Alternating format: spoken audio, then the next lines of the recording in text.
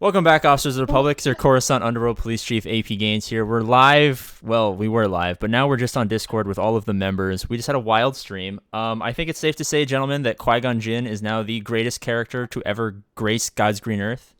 Do you guys agree? Qui-Gon Jinn hit the Qui-Gon gym.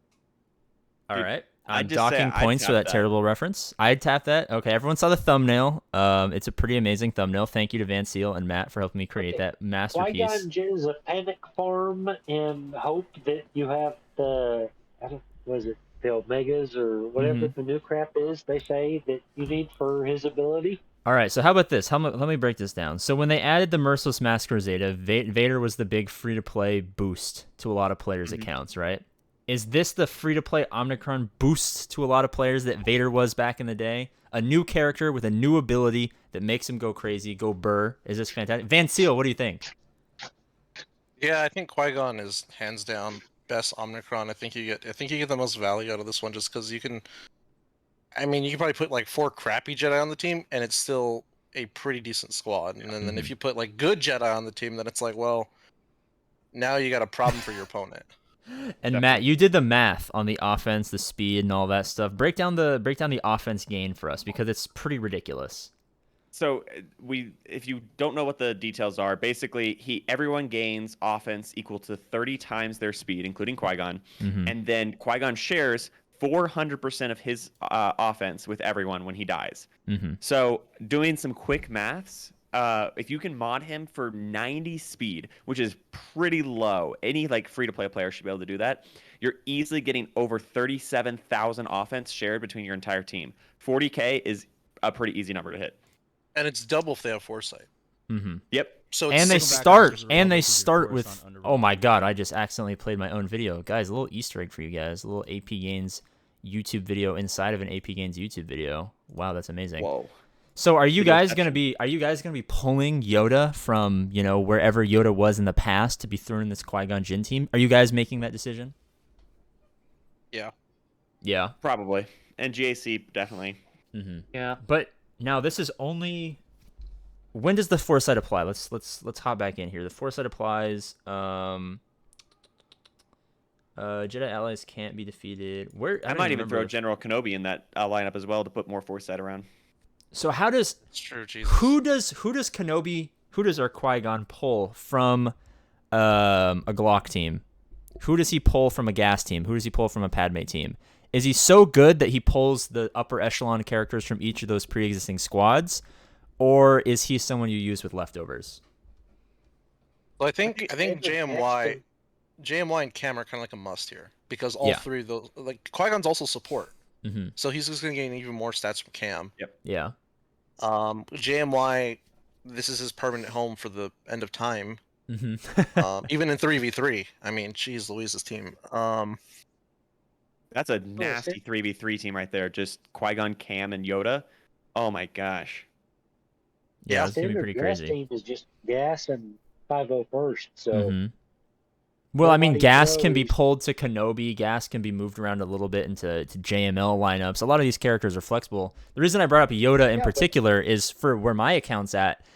Before this, it would have been impossible for me to pull Yoda to my Kenobi team or to my Padme team because I really needed him to add, offense to my Jedi Knight Revan team because for where I'm at in the game, I need that Jedi Knight Revan team to have a good offensive output.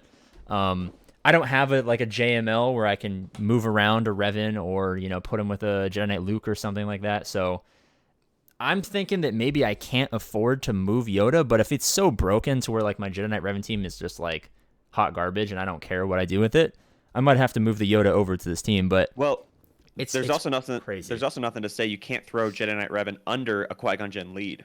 Yeah, because now you're adding Savior on top of all this other BS. And then if you want, you could also throw Joe Lee in there, and then it's just like Well, Qui-Gon can't be revived. true, but everyone else can. Yes, definitely. that's And there's talking no like high level stuff that most players aren't at. I mean, Well, I think Jedi Knight Revan and Jolie Bindo are reasonable for most players who would have an Omnicron. Yeah. There's nothing in the Omnicron that's specific to Galactic Republic Jedi, right? It just has to be simply- Jedi. It's Just just Jedi. Jedi. Yep. So you And can there do Barris is that. too. Yeah, I'm thinking I might relic a Barris, maybe throw a Plo Koon in there. And if you're a whale, you can do Kyle Katarn. I'm coming from a weird level of players where I've got over 5 million GPS, and you know, my gas that I just unlocked that isn't even relicked yet. Mm-hmm.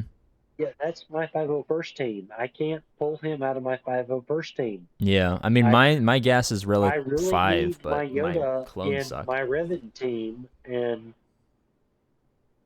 I'm looking at what I might be able to do outside of those teams to be able to put something together with this. Now that Qui-Gon's actually worth even thinking of throwing in the GAC, because up until now I've never used Qui-Gon on a team because he Same. hadn't been worth it. I think I throw him with like Clone Sergeant, Cody, and then Yep. Padme just to like exist onto my back wall somewhere. I think that's where I was currently using him.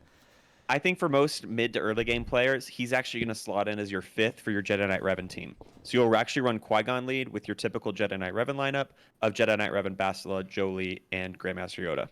And I think that'll probably be the team most mid to early game players run.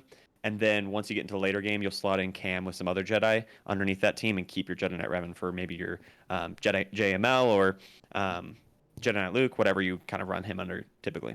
I actually like that for the early game because most players aren't going to be where I am, where I'm just like sitting with Relic Qui-Gon, Relic Aayla, Relic Mace, and a bunch of other Jedi that I don't really use all that often, and I kind of need a home for. So I think that's actually I mean, if you have the Omicron, Van Seal, do you think that would be a solid use? Throw him to replace Jedi Knight Revan lead, and then just use your pre-existing, low tier Jedi when you're 1.5 million GP. I mean, you can, and even if you're a low GP account, I would say like the nice thing about this team is you really can throw any Jedi under him. So if you're a really low player, you can just give him the Omicron, because you have to remember, your other characters can't die. They can't die until he dies, and even when he dies, they're going to gain stats and recover health and protection. So like if you're a really low player, this could be another offensive option for you.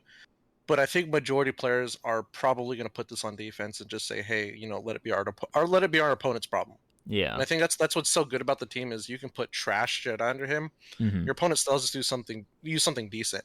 But if you put like even stronger Jedi under him, your opponent's going to have to invest in a higher counter. So it's just going to have to cost them a higher team to use. Yeah, I don't see it. I see this as it basically has to be a defensive team because it's not going to be great banners. And it seems like the idea is that, they go out in a blaze of glory, like, Anakin's AoE one-shotting the entire team, and you got to come in to clean up with, like, Ewoks or something like that. I feel like this is they made this to two-shot. This team. You can't preload this team. They're going to be hitting way too hard.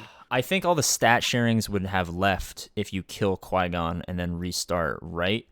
Correct. I would assume. Yep. Because they'd be leaderless. So then preloading was just going to happen. Like, you're just going to have to two-shot this team if it wipes your squad. And I think that's why it exists. I think it exists to wipe squads. With the way CG likes to do stuff, yeah, everybody that didn't fall for throw all our Omicrons on Captain Phasma, here's Qui-Gon. Idiots. Easy, like, oh yeah, here we go. Guys, I have the Rolo Omicron. What's next?